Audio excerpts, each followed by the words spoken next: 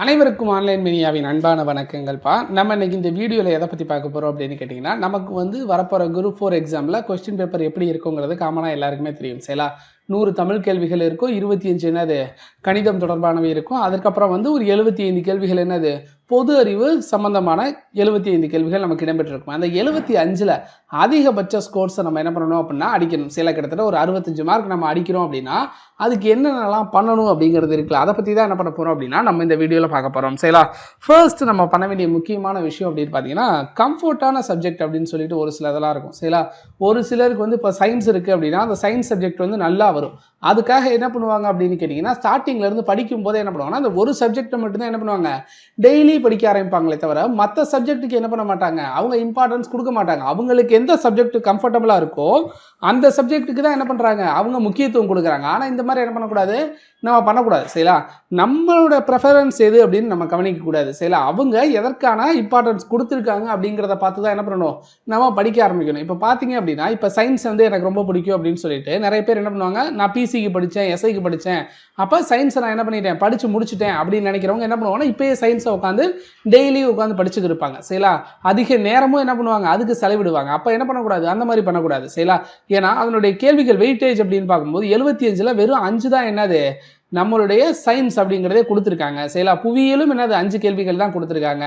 அப்போ question weightage அப்படின்னு பார்க்கும்போது இப்போ பார்த்தோம் அப்படின்னா இந்திய ஆட்சியல், அதாவது கான்ஸ்டியூஷன் அப்படின்னு சொல்லுவோம்ல, அதில் 15 கேள்விகளும், இந்திய பொருளாதாரம் மற்றும் தமிழ்நாட்டின் வளர்ச்சி நிர்வாகம் அப்படிங்கிறதுல 20 கேள்விகளும், அதுபோக இதுக்கு முன்னாடி யூனிட் 8 அப்படின்னு சொல்லி இதுக்கு முன்னாடி நம்ம சிலபஸில் பழைய சிலபஸில் பார்த்துருப்போம். அதை என்னவா பண்ணிட்டாங்க, இப்போ தமிழ்நாட்டின் வரலாறு பண்பாடு மரபு மற்றும் சமூக அரசியல் இயக்கங்கள் அப்படின்னு சொல்லிட்டு யூனிட் 6 கொடுத்து அதில் ஒரு 20 கேள்விகளும் என்ன பண்ணியிருக்காங்க நமக்கு கொடுத்துருக்காங்க. அப்போ வெயிட்டேஜ் எதில் ஆயிடுச்சு, கிட்டத்தட்ட இது 2ல் மட்டும் சேர்த்தோம் அப்படின்னா, அதாவது என்னது இந்தியன் பாலிட்டி, இந்திய பொருளாதாரம், அதற்கப்புறம் என்னது தமிழ்நாட்டோட வளர்ச்சி நிர்வாகம், அது யூனிட் 9 இருந்துச்சு நம்ம பார்த்துருப்போம். அப்போ இது 5ல் மாற்றிருக்காங்க. சரிங்களா? இப்போ இது மட்டுமே எவ்வளவு ஆயிடுச்சு, மொத்தம் 40 கேள்விகள் இருக்குது. இதோட கான்ஸ்டியூஷனை சேர்த்துக்கிட்டோம் அப்படின்னா எத்தனை ஆயிடுச்சு, 55 கேள்விகள் நமக்கு இருக்கும். அப்போ இது மட்டுமே என்னது அதிக அளவில் நமக்கு என்ன பண்ணிடலாம், ஃபோக்கஸ் பண்ணி நமக்கு கொடுத்து வச்சிருக்காங்க. சரி, அப்போ இது மட்டுமே என்னது மொத்தம் 55 கேள்விகள். அதற்கு அப்புறம் தான் என்ன கொடுத்துருக்காங்க அப்படின்னா இந்தியாவின் வரலாறு மற்றும் இந்திய பண்பாடு இந்திய தேசிய இயக்கம். சரிங்களா? அப்போதான் என்னது 65 கேள்விக்கே வந்திருக்கு. சரிங்களா? மீதி இது என்னது ஒரு 10 வெயிட்டேஜ் கம்மியான டாபிக். சரிங்களா? இப்போ இந்த மாதிரி நம்ம படிக்கும்போது தான் என்ன ஆகும் அப்படின்னு கேட்டிங்கன்னா, எந்த டாபிக் நமக்கு வேல்யூ அதிகமாக இருக்கோ அதை நம்ம ஃபஸ்ட்டு கவர் பண்ணணும். அதை விட்டுட்டு நமக்கு கம்ஃபர்ட்டாக இருக்க டாப்பிக்கையே எடுத்து ஆரம்பத்திலேருந்து படிச்சுக்கிருந்தோம் அப்படின்னா நம்மளால் என்ன பண்ண முடியாது, பெரிய ஸ்கோர்ஸ்லாம் நமக்கு அச்சீவ் பண்ண முடியாது. சரிங்களா? அப்போ என்ன பண்ணணும் அப்படின்னா கம்ஃபர்ட் சப்ஜெக்ட் என்ன பண்ணணும், ஸ்டடி பண்ணுறதை நிப்பாட்டிட்டு அவங்களுடைய சப்ஜெக்ட் எந்த இதுக்கு இம்பார்ட்டன்ஸ் கொடுத்தாங்களோ அதை நம்ம படிக்க ஆரம்பிக்கணும். சரிங்களா? அதற்கப்புறம் சிஏ வைஸ் ஸ்டடி பண்ணணும். அதாவது கரண்ட் அஃபேர்ஸ் அப்படின்னு சொல்லியிருக்காங்க பார்த்துருக்கீங்களா, அந்த கரண்ட் அஃபேர்ஸ் வைஸ் தான் என்ன பண்ணணும் அப்படின்னா எல்லா டாபிக்ஸையுமே நீங்கள் என்ன பண்ணணும், முக்கியமான டாபிக்ஸை நோட் பண்ணணும். இப்போ சயின்ஸுக்கே எக்ஸாம்பிளுக்கு நான் சொல்கிறேன். இப்போ சயின்ஸ்னு ஒரு டாபிக் கொடுத்துட்டாங்க, 5 கேள்வி தான் இருக்குது. இப்போ நான் இந்த சயின்ஸுக்கு என்ன படிக்கணும், பேரண்டத்தின் இயல்புலேருந்து ஆரம்பித்து இங்கே என்ன கொடுத்துருக்காங்க, அண்மை கால கண்டுபிடிப்புகள் நடப்பு நிகழ்வுகள் வரைக்கும் ஒரு பெரிய டாபிக் கொடுத்து இதில் 5 மார்க் அப்படின்னு சொல்லிட்டாங்க. இப்போ இவ்வளவு பெரிய டாப்பிக்கை படித்தா உங்களுக்கு 5 கேள்வி வரும் அப்படின்னு சொல்கிறாங்க. அப்போ நீங்கள் இதை எந்த மாதிரி அப்ரோச் பண்ணணும் அப்படின்னு கேட்டிங்கன்னா, முக்கியமான டாபிக்ஸ் எது இருக்குது அப்படிங்கிறத நம்ம ப்ரீவியஸ் இயர் கொஸ்டினில் அனலைஸ் பண்ணணும். சரிங்களா? அதன்படி பார்த்தோம் அப்படின்னா ப்ரீவியஸ் இயர் கொஸ்டின்லாம் எந்த மாதிரி கேள்விகள் இப்போ கேட்க ஆரம்பிச்சிட்டாங்க அப்படின்னு பார்த்தீங்கன்னா, இப்போ நம்ம 2015 2016 எக்ஸாம்லாம் பார்த்தோம்னா எல்லாமே டைரக்ட் கொஸ்டினாக இருக்கும். ஆனால் இப்போ என்ன பண்ணிட்டாங்க அப்படின்னா எல்லாமே என்னது அப்ளைடு கொஸ்டின்ஸாக வந்துருச்சு. சரிங்களா? இப்போ டெய்லி லைஃப்பில் நம்ம என்ன பண்ணுறோமோ அதே என்ன பண்ண ஆரம்பிச்சிட்டாங்க, கேள்விகளை மாற்ற ஆரம்பிச்சுட்டாங்க. அப்போ நம்ம என்ன பண்ணணும், அந்த மாதிரி கொஸ்டின்ஸை அண்டர்ஸ்டாண்ட் பண்ணால் மட்டும்தான் என்ன பண்ண முடியும், சயின்ஸில் நம்ம இவ்வளவு பாடங்களை படிக்கிறத தவிர்க்க நம்மளால முடியும். அப்படி பார்க்கும்போது இப்போ அளவீடுகள் அப்படின்றது பார்த்தீங்களா, இதில் முக்கியமான அளவீடுகள் நமக்கு எதற்கு பயன்படுத்துகிறோம் அப்படிங்கிறத நமக்கு தெரிஞ்சிருக்கணும். சரிங்களா? அதுபோக இயக்கவியலோட பொது அறிவியல், சரிங்களா, இயக்கவியல்னா என்ன அப்படிங்கிறத நமக்கு தெரிஞ்சிருக்கணும். டைரக்ட் கொஸ்டின் படிக்கிறத கொஞ்சம் அவாய்ட் பண்ணிக்கங்க. எப்போவுமே என்னது டைரக்ட் கொஸ்டினாக நம்ம படிக்கும்போது ஒரு சில சமயங்களில் அதை கூற்றாக கொடுத்து அது என்ன ரீசன் அப்படின்னு கேட்கறதுக்கு வாய்ப்புகள் அதிகம். அப்போ நம்ம என்ன பண்ணணும், இதை அப்ளைடாக நம்ம தியரிட்டிக்கலாக படிக்கணும். சரிங்களா? என்ன அப்படிங்கிறத நம்ம என்ன பண்ணணும், அண்டர்ஸ்டாண்ட் பண்ணணும். சரிங்களா? அதற்கப்புறம் பார்த்தோம் அப்படின்னா டெய்லி லைஃப்பில் நம்ம யூஸ் பண்ணக்கூடிய இயந்திரங்கள் அது ஒன்று இருக்கும். சரிங்களா? இது போக முக்கியமாக எதெல்லாம் இருக்குது அப்படின்னு பார்த்தீங்கன்னா இந்த அமிலங்கள் காரங்கள் உப்புகள் இருக்குது பார்த்தீங்களா, சரிங்களா? இது ரொம்ப ரொம்ப முக்கியமான டாபிக். ஏன்னா எல்லா தடவையுமே எந்த கொஸ்டின்லையுமே என்ன இருக்காது, இதை விட்டுருக்க மாட்டாங்க சரிங்களா? அப்போ தனிமங்கள் சேர்மங்கள்ல அமிலங்கள், காரங்கள், உப்புகள் ரொம்ப ரொம்ப முக்கியமான டாபிக். அதே மாதிரி தான் என்னது உரங்கள் மற்றும் பூச்சிக்கொல்லிகள் சரிங்களா? இதுவும் என்னது ரொம்ப ரொம்ப முக்கியமான டாபிக். எந்தெந்த உரங்களை எதற்கு பயன்படுத்துறாங்க அப்படின்னு தெரிஞ்சிருக்கணும். பூச்சிக்கொல்லிகள் எதற்கு பயன்படுது, என்ன வகையான பூச்சிக்கொல்லிகள் அப்படிங்கிறத என்ன பண்ணணும், நம்ம படிச்சிருக்கணும் சரிங்களா? அதற்கப்புறம் உயிரியலின் முக்கியமான கோட்பாடுகள் பேசிக்ஸ் என்ன பண்ணணும், நம்ம தெரிஞ்சிருக்கணும் சரிங்களா? இது போக ஊட்டச்சத்து, உடல்நலம், சுகாதாரம், மனித நோய்கள் சரிங்களா? இதுவும் என்னது ரொம்ப ரொம்ப முக்கியமான டாபிக். ஏன்னா ஒரு நோய்களை கொடுத்துட்டு அதற்கான தடுப்பு மருந்துகள் நமக்கு கேட்கலாம், அல்லது தடுக்கும் வழிகள் கேட்கலாம். இல்லை அப்படின்னா ஒரு காரணத்தை கொடுத்துட்டு இந்த காரணத்தினால என்ன நோய் வருது அப்படிங்கறத என்ன பண்ணலாம், நமக்கு கேட்கலாம். அப்ப என்ன பண்ணலாம், அப்ளைடா நமக்கு என்ன பண்ண ஆரம்பிச்சிருவாங்க, இந்த மாதிரி சப்ஜெக்ட்ஸ்லாம் கேட்க ஆரம்பிப்பாங்க சரிங்களா? அது மட்டும் இல்லாமல் தொழில்நுட்பத்தில் அண்மை கால கண்டுபிடிப்புகள் அப்படின்னு ஒன்று சொல்லுவாங்க சரிங்களா? இது ரொம்ப இம்பார்ட்டன்ட். இப்போ நமக்கு வந்து என்ன பண்ண ஆரம்பிச்சிட்டாங்க அப்படின்னா கரண்ட் அஃபேர்ஸ்ல இருந்து என்ன பண்ண ஆரம்பிச்சிட்டாங்க, அதிக அளவிலான கேள்விகள் எடுக்க ஆரம்பிச்சிட்டாங்க. அப்படிங்கிற பட்சத்தில் நம்ம என்ன பண்ணணும்னா இப்போ புது கண்டுபிடிப்புகள், இப்போ எக்ஸாம்பிளுக்கு சொல்லணும் அப்படின்னா இந்தியா வந்து 5ஆம் தலைமுறை போர் விமானம் அப்படின்னு ஒன்று உருவாக்கியிருக்காங்க சரிங்களா? அப்போ அது தொழில்நுட்பத்தில் ஒரு அண்மை கால கண்டுபிடிப்புகளாக இருக்கு. அப்போ நம்ம என்ன பண்ணியிருக்கோம், புதுசாக ஒன்று கண்டுபிடிச்சிருக்கோம் நம்ம நாட்டுக்காக, அப்படிங்கிறத நம்ம என்ன பண்ணணும், இந்த நோக்கத்தில் படிக்கணும் சரிங்களா? அப்போ கரண்ட் அஃபேர் படிக்கும் போதும் அது என்ன நோக்கத்துக்காக படிக்கணும் அப்படிங்கிறது இருக்குது சரிங்களா? கரண்ட் அஃபேருங்கிறோட டெய்லி நடக்கிற எல்லாத்தையும் என்ன பண்ணக்கூடாது, நம்ம படிக்கக்கூடாது சரிங்களா? அப்போ நமக்கு சிலபஸ் ஓரியன்டாக எது இருக்கோ அதை தான் என்ன பண்ணணும், நம்ம நோட் பண்ணி படிக்கணும். சிலபஸ்க்குள்ள மற்ற சப்ஜெக்ட் படிக்கும் போதுமே அதுவும் என்ன பண்ணணும், கரண்ட் அஃபேர்ஸோட நமக்கு ரிலேட் பண்ணிக்கணும் சரிங்களா? ஜியாகிரபி அப்படின்னு படிக்கும்போது காமனாகவே இந்த சயின்ஸ்லாம் என்ன பண்ணிடுவாங்க, 10th ஸ்டாண்டர்ட் நீங்கள் கம்பல்சரி படிச்சாகணும் சரிங்களா? அதுலேயே என்ன இருக்கும், மேக்ஸிமம் டாபிக்ஸ் கவர் ஆயிருக்கும். அதனால என்ன பண்ணிருங்க, 10th ஸ்டாண்டர்ட் புக்கை சயின்ஸை என்ன பண்ணிருங்க, கம்பல்சரி தரவு பண்ணிருங்க. அதற்கப்புறம் பார்க்கும்போது புவியியல் அப்படின்னு சொல்லுவாங்க. இதுல ஒரு 5 கேள்விகள் கொடுத்துருக்காங்க. இதுல நீங்க எந்த மாதிரி படிக்கணும் அப்படின்னு கேட்டீங்கன்னா, இந்தியா தொடர்பா இருக்கக்கூடியது. ஆறுகள் இருக்கா, அப்ப ஆறுகள் இருக்கணும். இந்தியாவோட பருவமழை இருக்கா அது தெரியணும். இந்தியாவோட காலநிலைகள் எப்படி இருக்கு அப்படின்னு தெரியணும். அது போக இந்தியாவுடைய நீர் வளங்கள் என்னென்ன அப்படிங்கிறத பார்க்கணும். அதாவது ஆறுகள் இருக்கு அப்படின்னா ஆறுகள் என்னென்ன இருக்கு, எங்கெங்க ஓடுது, அதனால என்னென்ன பயன்படுது, அந்த ஆறுகளில் முக்கியமான விஷயம் ஏதாவது இருக்கா அப்படிங்கிறத என்ன பண்ணணும், நம்ம தெரிஞ்சுக்கணும். சில மண் மற்றும் கனிம வளங்கள் அப்படின்னு சொல்றாங்க பார்த்தீங்களா, இது முக்கியம். எதற்காக அப்படின்னு கேட்டீங்கன்னா, இப்போ மண் மற்றும் கனிம வளங்கள் அப்படின்னு சொல்லும்போது ஒரு குறிப்பிட்ட சில மண்கள் வகைகள் வந்து எந்த பகுதியில் இருக்குன்னு நமக்கு தெரிஞ்சிருக்கணும். அதுபோக கனிம வளங்கள் அப்படின்னு சொல்லும்போது ரொம்ப ஃபேமஸான இடம் இருக்கு. இப்போ வந்து சோட்டா நாக்பூர் பீடபூமி அப்படின்னு நம்ம சொல்லும்போது என்ன சொல்றோம், கனிம வளங்கள் நிறைந்த பகுதி அப்படின்னு சொல்லல. இது மாதிரி ஒவ்வொரு இடங்கள்லயும் ஒவ்வொரு வகையான கனிம வளங்கள் இருக்கும். அந்தந்த டிஸ்ட்ரிக்டோ இல்ல ஸ்டேட்டோ அதற்கு பெயர் பெற்றதா இருக்கும் சரிங்களா? அப்ப ஒவ்வொரு இடமும் எதற்கு பெயர் பெற்றது, எந்த கனிம வளங்களுக்காக பெயர் பெற்றது அப்படிங்கறத நம்ம என்ன பண்ணணும், படிக்கணும் சரிங்களா? அப்போ ஒரு குறிப்பிட்ட பகுதியில் இருக்கக்கூடிய கனிம வளத்தோட தெரிஞ்சு வச்சிருக்கணும். அது எந்த அளவில் இருக்கு, இந்தியாவில் அதோட உற்பத்தி எத்தனை % இருக்கு அப்படிங்கறத என்ன பண்ணணும், நம்ம படிக்கணும். இப்போ வந்து இரும்பு உற்பத்தியில் இந்தியாவில் தமிழ்நாடு எத்தனையாவது இடத்துல இருக்கு, முதல் இடத்துல இருக்கா, 2வது இடத்துல இருக்கா அப்படிங்கிறதே என்ன பண்ணணும், நம்ம நோட் பண்ணி வச்சுக்கணும் சரிங்களா? அதற்கப்புறம் இயற்கை வளங்கள்ல தான் என்ன இருக்குன்னா காடுகள் எல்லாம் வன உயிரினங்கள் எல்லாத்தையும் கொடுத்துருவாங்க. அதுல முக்கியமா நம்ம பார்க்க வேண்டியது அந்த சரணாலயங்கள், அது போக என்ன பண்ணணும் அதை நம்ம பார்த்துக்கணும் சரிங்களா? அதன் போக போக்குவரத்து மற்றும் தகவல் தொடர்பு சரிங்களா?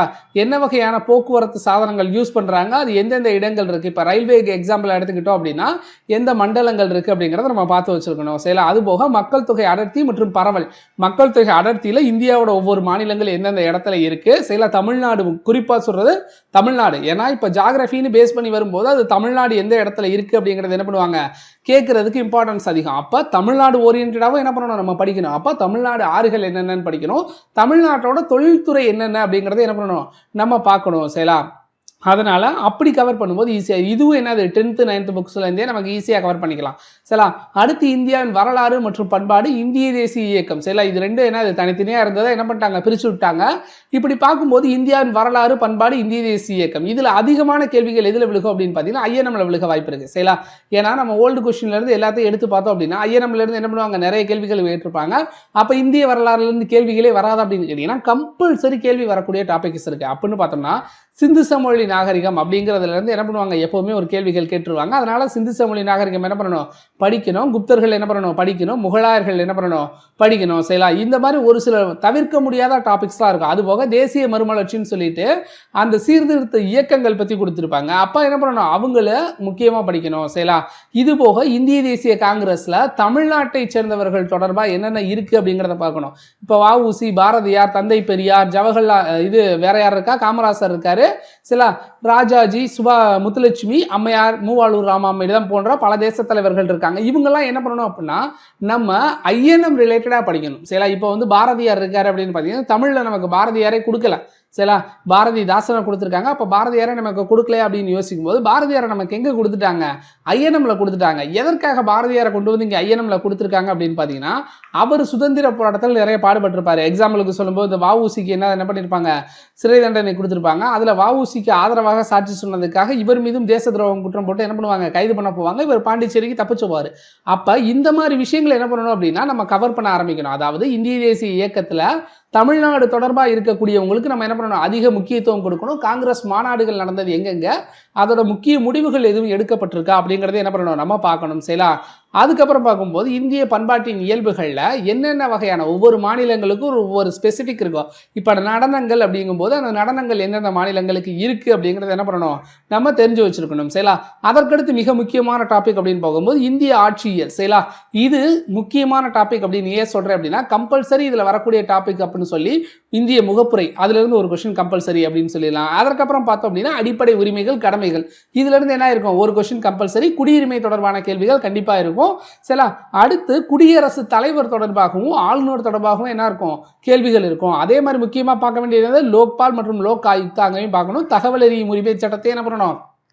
நம்ம பார்க்கணும். சரிங்களா. அதற்கப்புறம் எதற்கு முக்கியத்துவம் கொடுக்கணும் அப்படின்னா இங்கே இருக்கு பார்த்துருக்கீங்களா அடிப்படை கடமைகளுக்கு அடுத்து அரசின் வழிகாட்டு நெறிமுறை கோட்பாடுகள் இதுவும் என்னது ரொம்ப முக்கியமான ஒரு டாபிக். சரிங்களா. அப்போ இதெல்லாம் என்ன பண்ணணும்?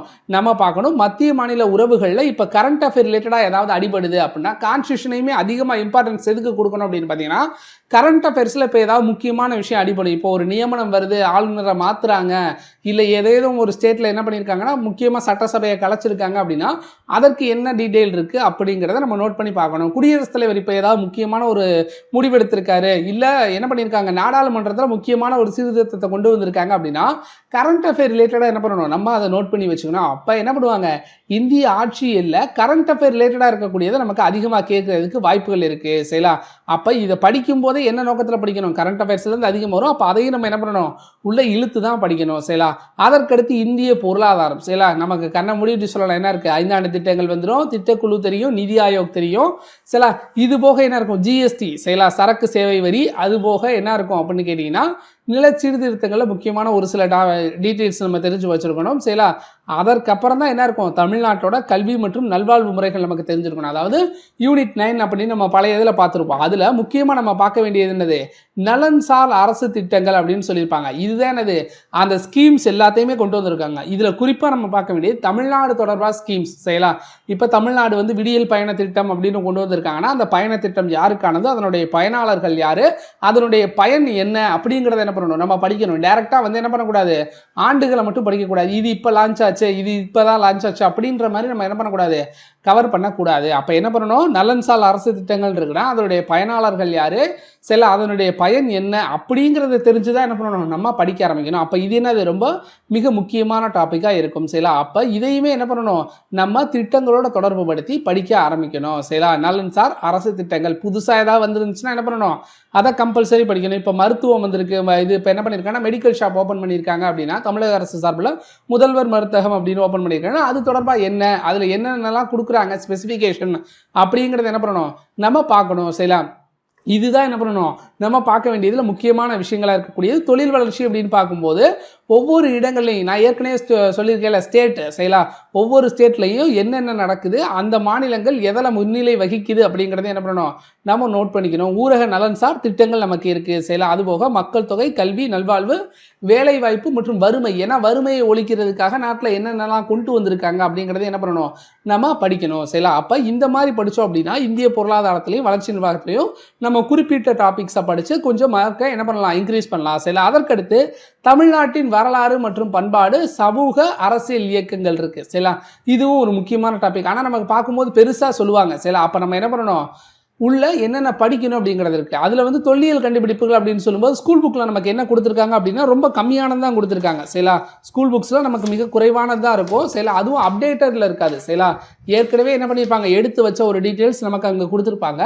அதை தான் நம்ம என்ன பண்ணிக்கிருப்போம்? படிச்சுக்கிருப்போம். அந்த மாதிரி நம்ம பண்ணக்கூடாது. அப்போ என்ன பண்ணணும் அப்படின்னு கேட்டிங்கன்னா ரீசெண்ட் டைம்ஸில் டேட்டியில் ஏதாவது என்ன பண்ணியிருக்காங்கன்னா ஒரு தொல்லியல் அகலாய்வு கண்டுபிடிச்சிருக்காங்க, ஏதேனும் ஒரு பகுதியில் புதுசாக அகலாய்வு தொடங்கியிருக்காங்க, அங்கே ஏதாவது வித்தியாசமாக கண்டுபிடிச்சிருக்காங்க அப்படிங்கிறத என்ன பண்ணணும், நம்ம நோட் பண்ணிக்கணும். புக்கில் இருக்கிறது போக தான் நான் சொல்கிறேன். சரிங்களா? இப்போ புக்கில் இருக்கிறதெல்லாம் படிச்சுட்டேன், ஆனால் அது கம்மியாக இருக்குது அப்படிங்கிறதான் சொல்கிறோம். அப்டேட்டட் அப்படின்னு ஒன்று இருக்குல்ல, அதற்கு அடுத்தும் நிறைய கண்டுபிடிச்சிருப்பாங்க, ஆனால் புக்கில் அப்டேட் ஆகிருக்காது. அப்போ நம்ம அந்த பாயிண்ட் ஆஃப் வியூவில் என்ன பண்ணணும், இதை படிக்க ஆரம்பிக்கணும். சரிங்களா? அதுபோக இந்த தமிழகம் இக்காலம் வரையிலான தமிழ் இலக்கியங்கள் நமக்கு காமனாகவே தெரியும். திருக்குறள் என்ன பண்ணுவாங்க, ஒரு சில முக்கியமான டாபிக்ஸ் என்ன பண்ணியிருப்போம், கீழேயே படிச்சிருப்போம். இதில் மதசார்பற்ற தனித்தன்மைன்னு இலக்கியம் அப்படின்னு சொல்லிட்டு ஒரு சில 4-5 குறள் இருக்கும். அந்த மாதிரி என்ன பண்ணணும், நம்ம படித்து வச்சுக்கணும். சரிங்களா? அதுபோக இதில் முக்கியமாக வேறு ஏதாவது நம்ம படிக்கணுமா அப்படின்னு கேட்டிங்கன்னா, இந்த டாபிக் ரொம்ப முக்கியம். விடுதலை போராட்டத்தில் தமிழ்நாட்டோட பங்கு என்ன? சரிங்களா? அப்போ விடுதலை போராட்டத்தில் தமிழர்களுடைய பங்கு என்ன, அங்கே என்னென்னலாம் நடந்துச்சு. இப்போ வந்து ஒத்துழையாமை இயக்கம் அப்படிங்கும்போது அங்கே மட்டுமா நடக்குது, நார்த் இந்தியாவில் தமிழ்நாட்டிலே நடந்திருக்கு. அப்போ அதை லீட் பண்ணி கொண்டு போனது யார் இங்கே, அந்த மாதிரி தொடர்பானதை என்ன பண்ணணும், நம்ம இங்கே படிக்க ஆரம்பிக்கணும். சரிங்களா? அதுபோக ஆங்கிலேயருக்கு எதிரான தொடக்க கால கிளர்ச்சிகள், இப்போ நம்ம சொல்லணும்னா பாளையக்காரர் புரட்சி இருக்குது, 1806 நடந்த வேலூர் கழகம் இருக்குது. சரிங்களா? இந்த மாதிரி தொடக்க கால கிளர்ச்சிகள்லாம் இருக்குது. அப்படிங்கிற பட்சத்தில் நம்ம என்ன பண்ணணும், அதை முக்கியமாக படிச்சுக்கணும். சரிங்களா? அதுக்கடுத்து விடுதலை போராட்டத்தில் பெண்களோட பங்கு, இதுதான் என்னது ரொம்ப முக்கியமானது. சரிங்களா? விடுதலை போராட்டத்தில் பெண்களின் பங்கு இது ரொம்ப ரொம்ப முக்கியம். அதனால என்ன பண்ணுங்க, எல்லாரும் கம்பல்சரி படிச்சிருங்க. மூவாளூர் ராமாமிர்தம் அம்மையார்ல இருந்து எல்லாருமே என்ன பண்ணுவாங்க, இதுக்குள்ள வர ஆரம்பிச்சிருவாங்க. சரிங்களா? அதனால நம்ம என்ன பண்ணணும், இதை கம்பல்சரி பார்க்கணும். சரிங்களா? அதுக்கப்புறம் தமிழ்நாட்டின் பல்வேறு சீர்திருத்தவாதிகள் மற்றும் சீர்திருத்த இயக்கங்கள் மற்றும் மாற்றங்கள், இதுக்குள்ளதான் என்ன வரும் அப்படின்னு கேட்டீங்கன்னா, நீதி கட்சி வரும், திராவிட கட்சிகள் வரும். சரிங்களா? அப்ப இதுல தமிழ்நாட்டின் சீர்திருத்தவாதிகளை பெரியார் வந்துருவாரு, அண்ணா வந்துருவாரு. இது போக என்ன பண்ணுவாங்க, நிறைய சீர்திருத்தவாதிகள் வர ஆரம்பிச்சிருவாங்க. சரிங்களா? அப்ப இப்போ வந்து அவங்க என்னென்ன பண்ணியிருக்காங்க, என்னென்ன சீர்திருத்தம் செஞ்சுருக்காங்க அப்படிங்கிறத என்ன பண்ணணும், இதில் கம்பல்சரி நம்ம பார்த்தாகணும். சரிங்களா? அந்த இயக்கங்கள் திராவிட கட்சி வந்து என்ன பண்ணுச்சு, நீதி கட்சி என்ன பண்ணுச்சு அப்படிங்கிறத என்ன பண்ணணும், நம்ம கம்பல்சரி படிச்சாகணும். அப்போ இந்த மாதிரி பிரித்து படிக்கும்போது என்ன இருக்கும், நமக்கு டாபிக்ஸை ஈஸியாகவும் கவர் பண்ணிடலாம். இது போக என்ன பண்ணலாம், நமக்கு டீட்டெயில்ஸ் நிறைய தெரியும், தவறுகள் என்ன பண்ணலாம், ஈஸியாக நம்ம குறைக்கலாம். சரிங்களா? அப்போ கம்ஃபர்ட் ஜோனை விட்டு வெளியே வந்து என்ன பண்ணணும், எல்லா டாபிக்ஸையும் நம்ம படிக்க ஆரம்பிக்கணும். எதற்கு முக்கியத்துவம் கொடுக்கணும் அப்படிங்கிறத என்ன பண்ணணும், தெரிஞ்சுக்கிட்டு படிக்க ஆரம்பிக்கணும். சரிங்களா?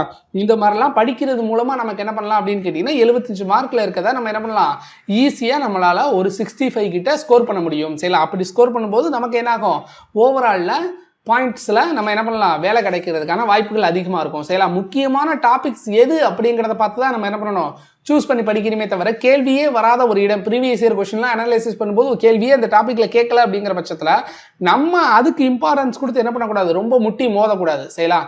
நம்ம என்ன பண்ணணும், கேள்வி எங்கே அதிகமாக கேட்குறாங்களோ அப்போ நம்ம என்ன பண்ணணும், அந்த டாபிக்ஸுக்கு இம்பார்ட்டன்ஸ் கொடுக்கணும். சரிங்களா? அதனால் எல்லாரும் கிளியராக தெரிஞ்சுக்கிட்டு படிக்க ஆரம்பிங்க. சரிங்களா? இது தெரிஞ்சாலே போதும், என்னது நமக்கு மார்க்ஸ் அதிகமாக ஸ்கோர் பண்ணலாம். சரிங்களா? இதே மாதிரி இன்னொரு வீடியோவில் கண்டிப்பாக எல்லாரும் மீட் பண்ணுவோம். அது வரைக்கும் அனைவருக்கும் நன்றி, வணக்கம்ப்பா.